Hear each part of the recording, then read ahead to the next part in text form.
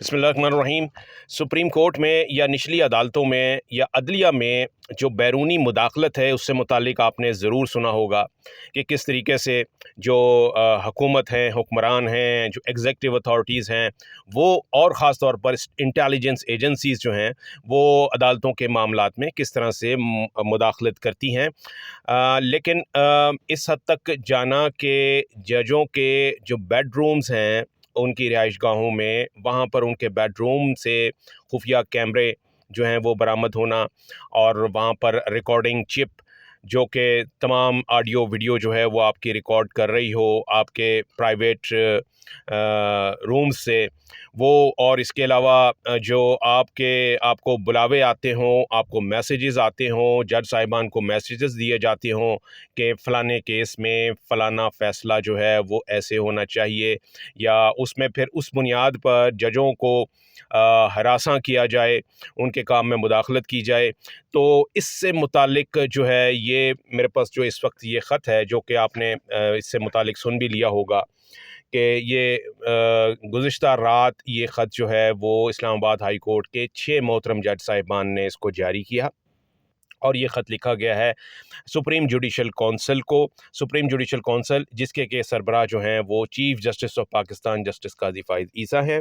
इस ख़त में इस्लामाबाद हाई कोर्ट के 6 जज साहिबान ने ये कहा है कि बदतरीन मुदाखलत जो है वो इस वक्त हो रही है, इस्लामाबाद हाई कोर्ट के जजेस को उसका सामना है और मुख्तलिफ़ तरीके और हथकंडे जो हैं वो इस्तेमाल किए जा रहे हैं और एजेंसीज़ जो हैं वो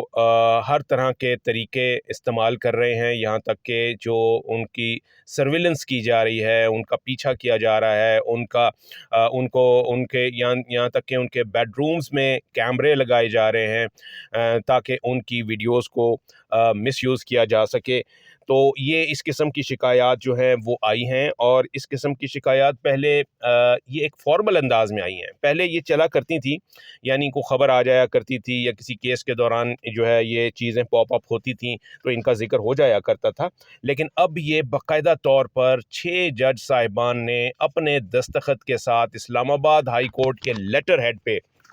ये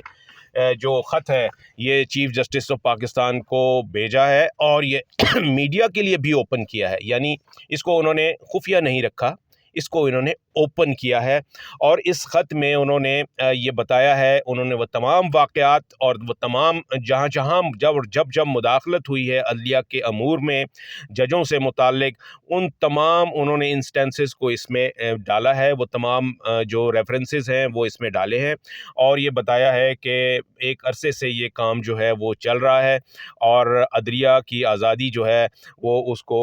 जो है वो हाईजैक करने की कोशिश की जा रही है। ये ख़त लिखा है जी जस्टिस मोहसिन अख्तर कियानी ने, justice Babar Sattar, justice Arbab Mohammad Tahir, justice Tariq Mahmood Jahangiri, justice Sardar Ejaz Ishaq Khan और जस्टिस खातून जज जो हैं जस्टिस समन रिफत इम्तियाज़।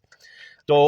इन 6 जज साहिबान ने ये ख़त लिखा है, एक साहिबा और 5 साहिबान ने यह मुश्तरका ख़त लिखा है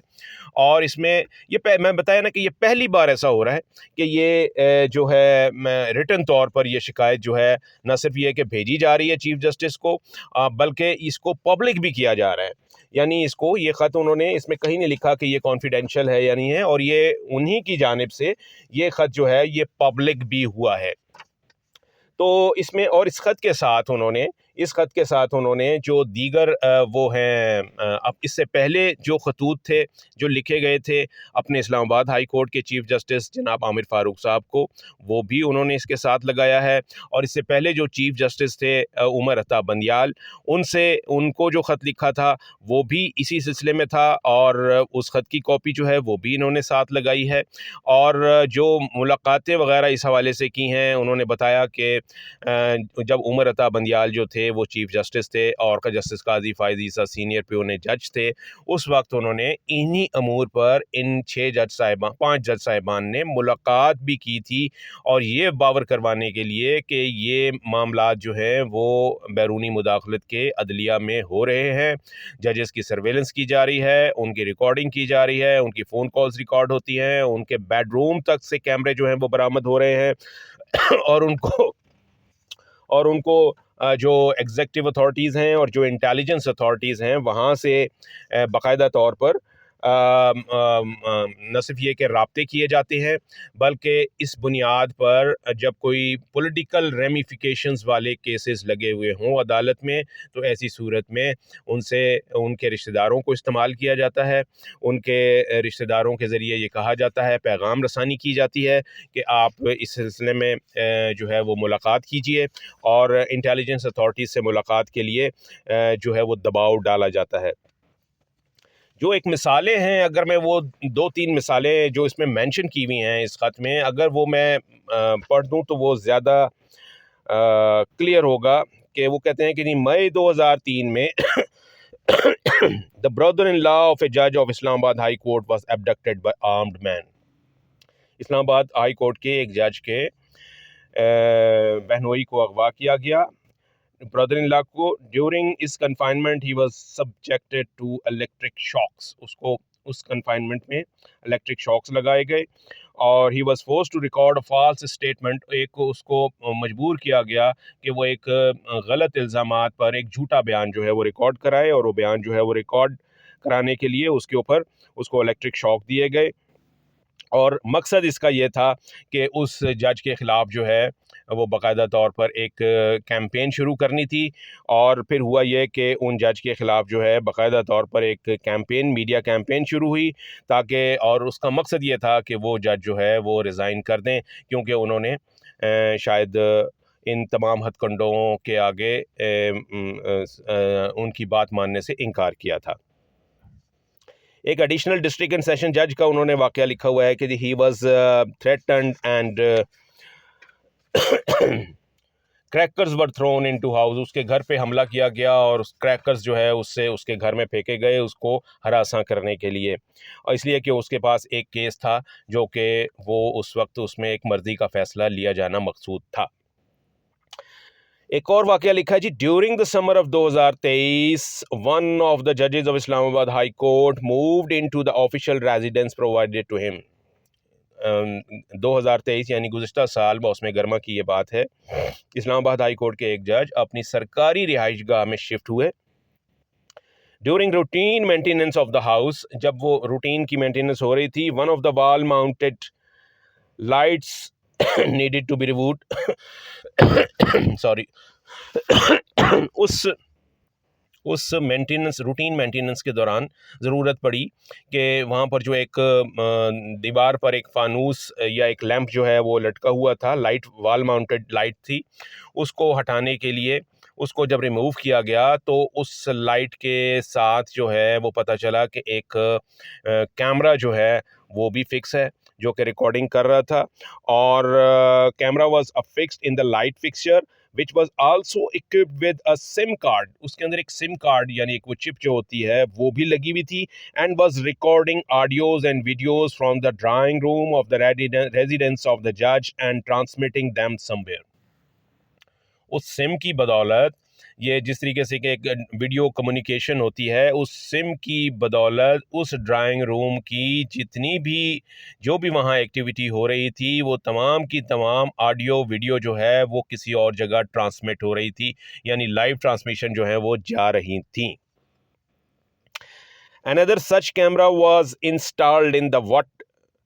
what was considered to be the master bedroom of the judge's home. जजेस के घर में जो उनका मास्टर बेडरूम जहाँ पर वो रात को सोते हैं, उस बेडरूम के अंदर भी इसी तरीके से एक खुफिया कैमरा जो है वो पता चला कि वो वहाँ पर नस्ब हुआ हुआ है। अच्छा, आगे सुनिए, वो कहते हैं the USBs from the surveillance equipment were recovered. इससे हमने सारी उसको USB में ले ली हैं सारी वीडियोस वगैरह, and they reflected stored private videos of the जज एंड हिज फैमिली मेम्बर्स। उन जज साहब की और उनकी फैमिली, ज़ाहिर है उनका ड्राइंग रूम, उनका बेडरूम, उसकी जितनी प्राइवेट वीडियोस थी वो सारी उसकी रिकॉर्डिंग कंफर्म हुई कि जी वो उस USB के अंदर उसको जब ट्रांसफ़र किया गया तो वो सारा कंटेंट वहाँ पर था, and these videos were played in the presence of a number of judges of Islamabad High Court. Islamabad high court के जजेस के सामने ये फिर बताया गया कि देखिए ये किस तरीके से ये खुफिया कैमरा किसी ने नस्ब किया हुआ है और यहाँ पर ये चीज़ें जो हैं वो रिकॉर्ड हो रही हैं, और फिर वो कंफर्म हुआ कि वाकई वो तमाम रिकॉर्डिंग जो थी वो वहाँ पर मौजूद थी। जो एक्टिविटी उनके ड्राइंग रूम में और इवन उनके बेडरूम में होती रही, वो इट वाज रिकॉर्डेड। और ना सिर्फ ये कि ये रिकॉर्ड हुई है, बल्कि चूँकि वहाँ पर वो एक सिम चिप बेस्ड सिम भी थी, तो जिसकी वजह से ये ट्रांसमिट भी हो रही थी, यानी इसकी लाइव जो है ये किसी और जगह भी रिकॉर्ड हो रही होगी। इसी तरीके से जनाब इस्लामाबाद हाई कोर्ट के एक लेटर लिखा गया chief justice Islamabad high court को 12/2/2024 को, यानी अभी 12 फरवरी को एक लेटर लिखा गया, जिसकी कापी यहाँ पर साथ लगाई गई है, जिसमें यह कहा गया, इन्हीं जज साहिबान ने, इस्लामाबाद हाई कोर्ट के इन्हीं 6 जज साहिबान ने बताया कि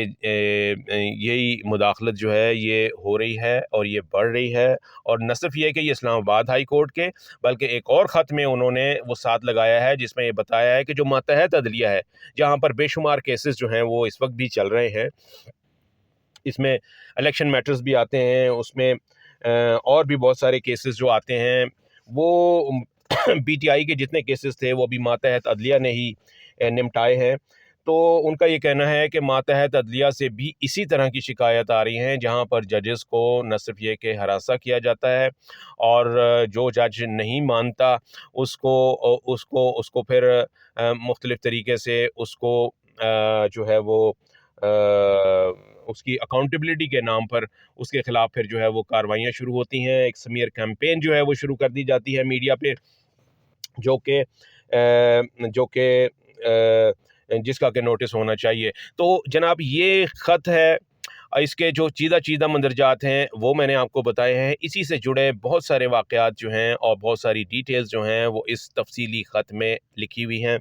और इसका अब ये ख़त गया है जी चीफ़ जस्टिस के पास। चीफ़ जस्टिस ने अभी चंद दिन पहले ही एक फ़ैसला किया है जस्टिस रिटायर्ड शौकत अज़ीज़ सिद्दीकी के मामले में, जिन्होंने ये शिकायत की एक दफ़ा पहले की थी, और वो कि जी एजेंसियाँ मुदाखलत करती हैं।